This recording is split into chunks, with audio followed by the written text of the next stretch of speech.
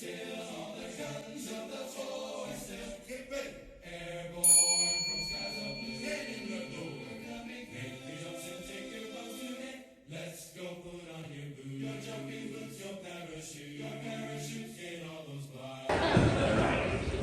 we're here to do Inside a Fire, which is basically a question and answer session for anyone who's got questions about, well, knife making.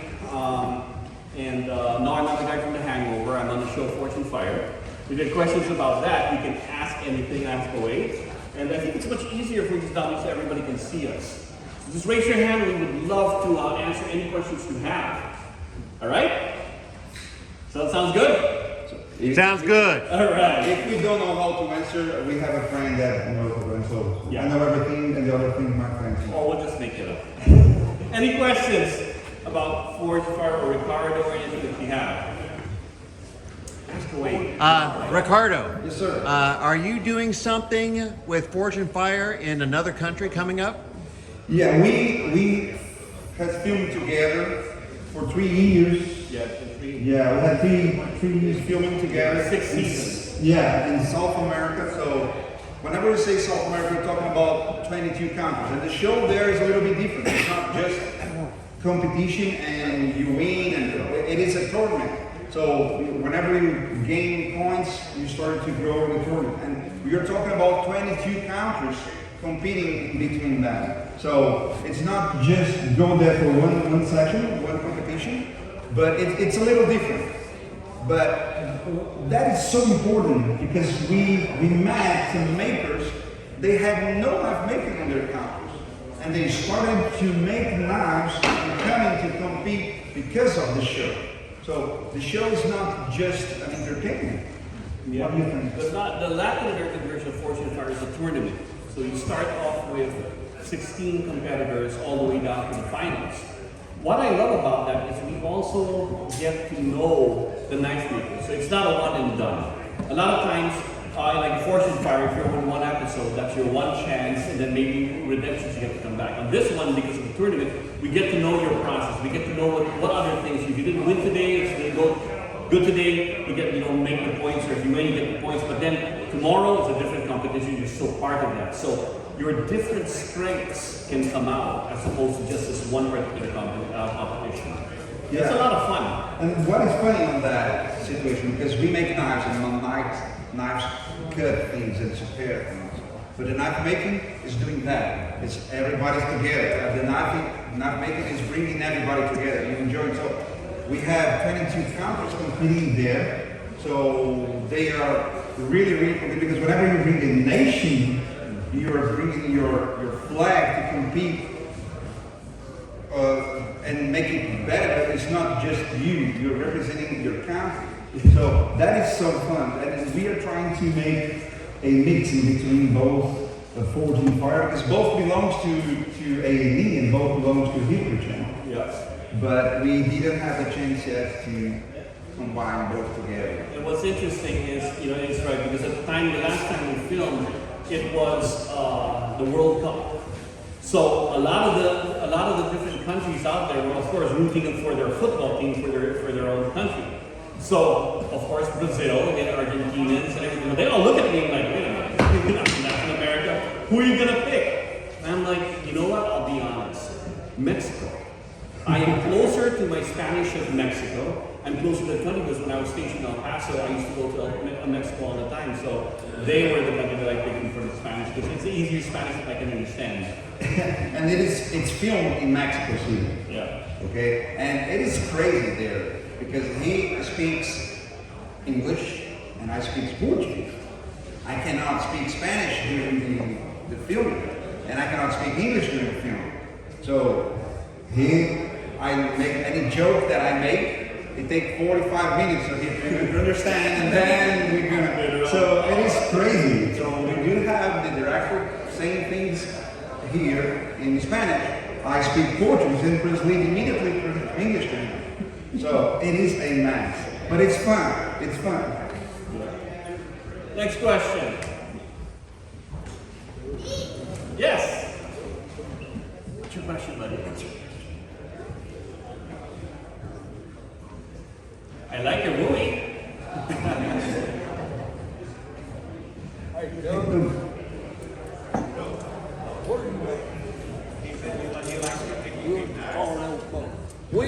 All right, that's good. When is Forged and Fire gonna come back on TV? Y'all gonna start back filming? When you gonna start back filming? Oh, so the question is, when are we going to start filming? I can't get the Latin American part of it. The only one I can get is American. Well, Forged and Fire USA, we are currently filming season 10. I just came from I came straight from the studio over here. We got the weekend off, so I'm here. So we are filming season 10. History Channel seems to have pulled Forged and Fire all together. I guess to create the need for it. I don't know, because normally they do marathons and all these things, but now we're on a break from that, and eventually we'll come back on. They do not let us know when it's going to be aired again. A lot of people go, when are you going to air episodes again? I don't know, even new episodes. But they are also on streaming platforms. But as for season 10, we're currently still filming. Questions? Yes, sir. Do you make knives as well, or are you just doing I am an end user. I used to design, so I call it my cycle of life. But first of all, I was afraid of the knife. Believe it or not. I had trauma in my teens dealing with elements of my past, so I hated knives. But then one of the things I learned later on is if you face your fear, you can conquer that. So I found a martial art that actually specialized in weapons use. So I studied it, and I found out I loved it, and I conquered my fear of the knife. Then I started to design knives based on what I do. Then later on, after that, I learned how to, I learned from watching the show, we needed somebody who uses a knife to show up on the show. So when I showed up, I totally learned how they make knives, and I go, this is what it's about. Because knife making is almost like a religion to some people. You put your soul, your sweat, and everything else. So I had to learn that. But from the show, you can learn from watching, you learn what to do and everything else. So the first time I got to Forge was with Jay Nielsen. We went over to the shop, Bill and I, and we started to make a knife there. But here's learning from Jay. Doug, do this. Thanks, do that. Oh, we'll hammer this. We get, hey, Jay, I need a little connect. How do I fix that? Here, let me show. Do this. 2 hours later, thanks, it's done. Next. So I didn't really get to do it because he's such a hands-on person. But I got to forge. Then I went to my own city in Rochester, New York, and we had a place that forges. I went into that with this idea: be a child again. I learned to forge by doing everything wrong. All the people taking the courses, they wanted to do everything right. But that's the adult in them. Me, I wanted to do every mistake. What happens if I quench in water and the instructor, don't do that? No. I gotta know what happens. I gotta just be myself by having fun. I made every mistake and got that out of the way. Then I got to start forging a knife myself. It wasn't the best looking knife, but it's something I did. And I found out that to be truly good at it, you gotta make a lot of it. A lot and a lot. So yes, I forged about 2 or 3 knives in my lifetime, that's it. But I know that if I really want to be good at it, I just gotta make a lot of it and put a lot of time in the grinding. I can pound steel, but the grinding is where the magic is. You have the eye, because being judged for so many years, he had the eye. Because I know that we were judging there, so he knows when somebody's doing something wrong. And when we are watching the computers running, and then he said, "Oh, you're gonna screw up that," and boom, it happened. So he had the eye right, and he also designed. And you sent me that sample that said, "Hey, let's do it simple together." So tomorrow we're doing a cutting competition. There is no cutting competition, but we're also doing a sharpness test. So what I did was I designed a training blade that we train for. We have it right there. Lucas, can you please? Oh, it's right here. Yeah. And bring the real one. So the martial arts I do, we do a lot of sword trainings. But of course, if you train with real weapons, you're gonna get cut. So the aluminum version of this, we put this together as a trainer.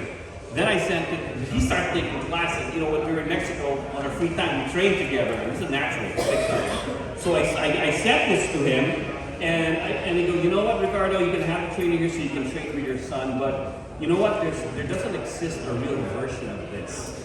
So then, he created this beautiful work of art that it's a ladder pattern Damascus, and he asked me, how much weight should it be? And that was easy, I was like, pound and a half. No, I don't normally weigh that. It's a pound and a half, and it's better balanced in the aluminum version, and it is, my gosh, I can't wait to test this tomorrow. But just the beauty that he put together without me telling him what to do, the etching and everything else.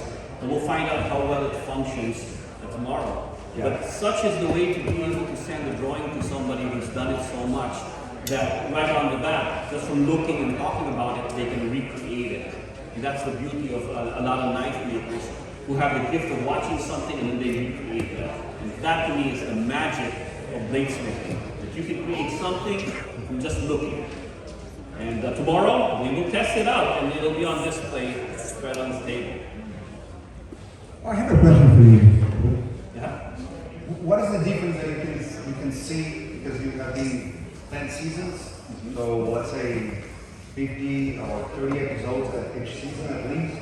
So how many makers do you have watching? Oh my gosh, we did a almost a count. We've got over past 1,000 contestants that have been through the show. Not that many, over 1,000. I know it's more than that. It's gonna be. We're coming up to 300 episodes.